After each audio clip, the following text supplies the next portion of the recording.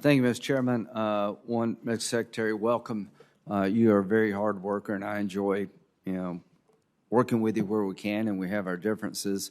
This subcommittee has had a good track record of trying to put money into programs that produce value for the American people, make the world a safer place. The World Food Program is under siege, so there's a lot of talk in the building about another supplemental. Count me in. I'm willing to look at Ukraine in terms of what their needs are. So you're just going to have to come to reality here that as the world changes, this subcommittee has a role to play. When it comes to the State Department, I want to thank those under your command, Ms. Secretary. I've spent a lot of time in the military. A lot of us go to war-torn regions, but it's the diplomat, the Foreign Service officer, the USAID worker. They're in harm's way just as much as anybody, and the work they do on behalf of stability can sometimes create a peaceful world better than dropping a bomb.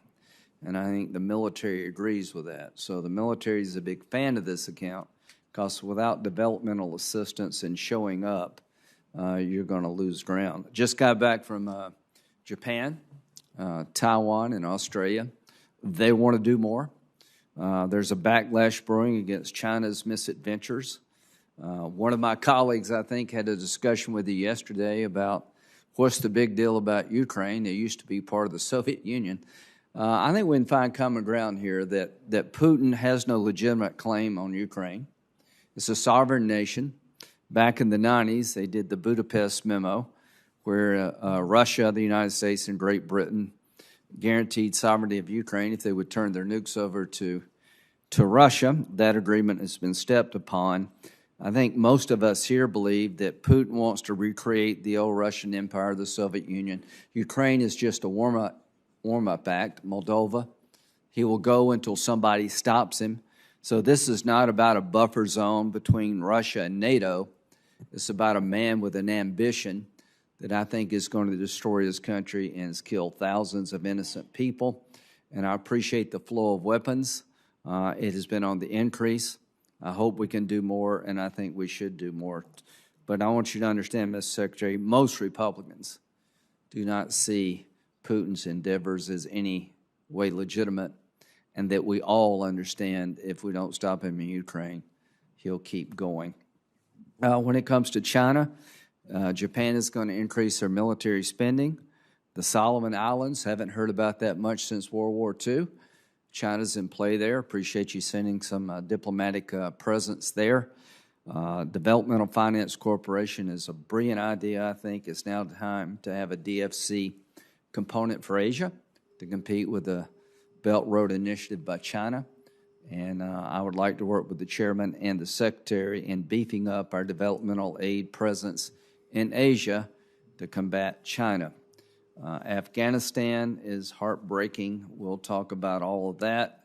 It seems to be that the Iranians are making a demand on the administration to change the designation of the Iranian Revolutionary Guard Corps no longer to be a foreign terrorist organization. I hope you resist that demand, and we'll have a discussion about that. But Putin gave a speech today to the Duma. He said he vows to accomplish the goals of the invasion. He will not be deterred. So as we meet in Ramstein, where defense ministers of NATO and the coalition of the willing talk about providing more aid to Ukraine, Putin is basically telling his people through the Duma that he is committed to see this through. My commitment is this will be the end of Putin, one way or the other. That when this is over, the Russian people will see they have no future under his leadership, that we keep the sanctions on, that we increase sanctions at every turn, we provide the brave Ukrainians the ability to fight back, and that over time the world isolate Putin. I met with the International Criminal Court prosecutor, Mr. Khan, yesterday.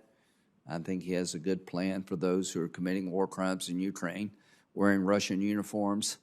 So to Putin, you're committed to the invasion. We're committed to Ukraine's freedom. We're going to win, and you're going to lose.